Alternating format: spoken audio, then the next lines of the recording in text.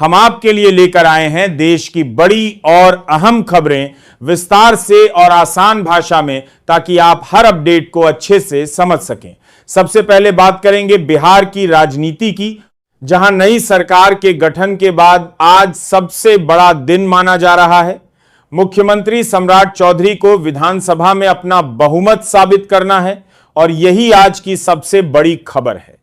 24 अप्रैल 2026 को बिहार विधानसभा का विशेष सत्र बुलाया गया है, जिसमें फ्लोर टेस्ट के जरिए यह तय होगा कि सरकार के पास पर्याप्त समर्थन है या नहीं।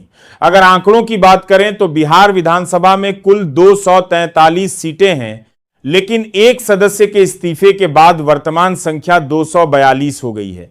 ऐसे में बहुमत का आंकड़ा 122 का है। अब जो दावा किया जा रहा है उसके मुताबिक एनडीए के पास करीब 200 विधायकों का समर्थन है, जो कि बहुमत से काफी ज्यादा है। सत्ता पक्ष पूरी तरह आश्वस्त नजर आ रहा है और उनका कहना है कि फ्लोर टेस्ट सिर्फ एक औपचारिकता है। वहीं दूसरी तरफ विपक्ष उम्मीद लगाए बैठा है कि कहीं ना कहीं अंदरूनी मतभेद सामने आ सकते हैं। राजनीतिक गलियारों में यह चर्चा भी तेज है कि क्या महागठबंधन के कुछ विधायक क्रॉस वोटिंग कर सकते हैं, लेकिन अगर आंकड़ों को देखें तो सरकार मजबूत स्थिति में दिखाई दे रही है और आज का दिन यह साफ कर देगा कि बिहार की राजनीति किस दिशा में आगे बढ़ेगी। अब बढ़ते हैं अगली बड़ी खबर की ओर, जहां बात हो रही है पश्चिम बंगाल और तमिलनाडु में हुई बम्पर वोटिंग की।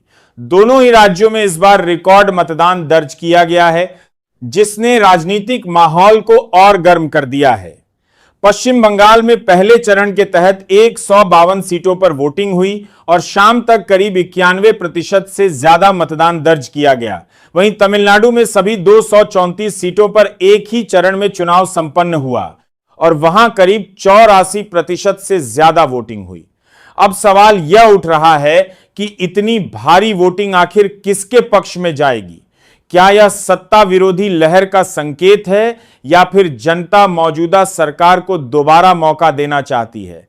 राजनीतिक विशेषज्ञों का मानना है कि ज्यादा वोटिंग का मतलब यह हो सकता है कि जनता बदलाव चाहती है, लेकिन कई बार यह भी देखा गया है कि ज्यादा मतदान सत्ता पक्ष को भी फायदा पहुंचाता है। बंगाल में पहले भी उच्च मतदान के बावजूद टीएमसी सत्ता में लौटी है।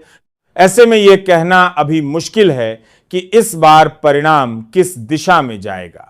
वहीं तमिलनाडु में शांतिपूर्ण चुनाव और रिकॉर्ड वोटिंग ने चुनाव आयोग की तैयारी और जनता की भागीदारी दोनों को साबित किया है। अब सबकी नजर 4 मई पर टिकी है, जब नतीजे सामने आएंगे और यह तय होगा कि जनता ने किसे अपना समर्थन दिया है। अब बात करते हैं उत्तर प्रदेश की राजनीति की, जहां बीजेपी ने आगामी 2027 विधानसभा चुनाव को लेकर अपनी रणनीति साफ कर दी है। पार्टी के राष्ट्रीय नेतृत्व की तरफ से यह स्पष्ट संकेत दिया गया है कि मुख्यमंत्री योगी आदित्यनाथ ही चुनाव का चेहरा होंगे। हाल के इंटरव्यू में पार्टी नेतृत्व ने योगी सरकार की जमकर तारीफ की और कहा कि उत्तर प्रदेश अब अपराध की छवि से निकलकर विकास के रास्ते पर आगे बढ़ रहा है। एक्सप्रेसवे, इंफ्रास्ट्रक्चर और कानून व्यवस्था को लेकर सरकार की उपलब्धियों को गिनाया गया और दावा किया गया कि बीजेपी लगातार तीसरी बार सरकार बनाएगी। यानी पार्टी का लक्ष्य सिर्फ जीत नहीं बल्कि हैट्रिक लगाना है। हालांकि विपक्ष इस दावे को चुनौती दे रहा है और उनका कहना है कि जमीन पर हालात अलग हैं। आने वाले समय में यह देखना दिलचस्प होगा कि यूपी की जनता किसे चुनती है और क्या बीजेपी अपने इस दावे को सच साबित कर पाती है या नहीं। अब बात करते हैं एक ऐसी खबर की जो सीधे आम जनता की सुरक्षा से जुड़ी हुई है। बिहार में एक बार फिर एटीएम चोरी की घटना सामने आई है, जिसने सुरक्षा व्यवस्था पर गंभीर सवाल खड़े कर दिए हैं। समस्तीपुर में बदमाशों ने गैस कटर का इस्तेमाल करके एटीएम मशीन को काट दिया और लाखों रुपए लेकर फरार हो गए। हैरानी की बात यह है कि इस पूरी घटना को अंजाम देने में अपराधियों को काफी समय लगा, लेकिन किसी को भनक तक नहीं लगी। यह पहली बार नहीं है जब इस तरह की घटना हुई हो। पिछले कुछ महीनों में बिहार के कई जिलों में इसी तरह एटीएम काटकर चोरी की घटनाएं सामने आई हैं।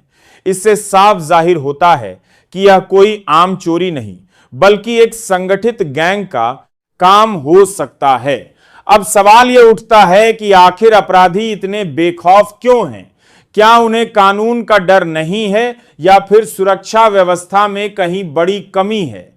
एटीएम जैसी जगह जहां लोगों की मेहनत की कमाई रखी होती है, वहां इस तरह की लापरवाही बेहद चिंताजनक है। पुलिस ने जांच शुरू कर दी है और उम्मीद जताई जा रही है कि जल्द ही आरोपियों को पकड़ लिया जाएगा। लेकिन जब तक ऐसी घटनाओं पर रोक नहीं लगती, तब तक जनता के मन में डर बना रहेगा। अब बढ़ते हैं आखिरी बड़ी खबर की ओर, जो झारखंड के धनबाद से सामने आई है। यहां केंदुआ इलाके में 15 अप्रैल को भू धंसान की घटना हुई थी, जो अब एक गंभीर संकट बन चुकी है।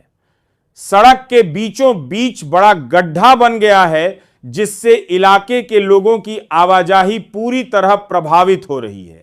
प्रशासन ने शुरुआत में सड़क को बंद कर दिया, लेकिन इतने दिन बीत जाने के बाद भी मरम्मत का काम पूरा नहीं हो सका है। स्थानीय लोगों में भारी नाराजगी है और वे लगातार प्रदर्शन कर रहे हैं। उनका कहना है कि अगर समय रहते इस समस्या का समाधान नहीं किया गया तो कोई बड़ा हादसा हो सकता है। यह सिर्फ एक सड़क का मामला नहीं है, बल्कि यह प्रशासनिक लापरवाही का उदाहरण बन चुका है। विपक्ष ने भी इस मुद्दे को उठाया है और सरकार से जवाब मांगा है।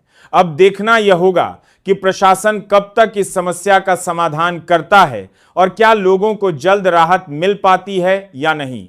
तो ये थी आज की बड़ी खबरें, जिनमें राजनीति से लेकर सुरक्षा और जनहित से जुड़े मुद्दे शामिल हैं। हर खबर अपने आप में महत्वपूर्ण है और आने वाले दिनों में इनका असर भी देखने को मिलेगा। आप बने रहिए हमारे साथ।